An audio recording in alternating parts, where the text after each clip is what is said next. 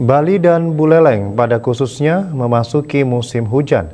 Dalam upaya menjaga kelestarian lingkungan dan sumber mata air di wilayah Bali Utara, dilakukan penanaman pohon di kawasan hutan Wanegiri, Kecamatan Sukesade, Kabupaten Buleleng.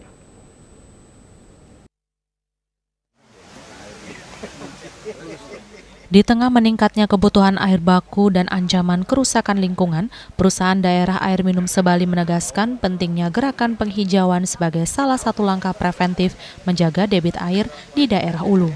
Melalui penanaman berbagai jenis bibit pohon, diharapkan kawasan tangkapan air di wilayah ini tetap terjaga. Kawasan hijau hutan Wanegiri di kawasan Sukesade dipilih menjadi lokasi penanaman pohon sebagai komitmen perusahaan daerah air minum untuk menjaga keberlanjutan sumber daya air di Bali.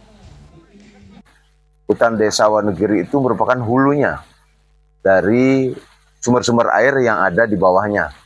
Buktinya di kawasan itu kan di bawahnya itu banyak ada air terjun, ya. Banyak ada air terjun di situ. Hutan Desa Wanegiri itu sebagai hulu daripada Tukat Nangke yang muaranya ada di Tukat Banyumale. Nah, itu merupakan sumber air dari tentunya dari 7 desa yang ada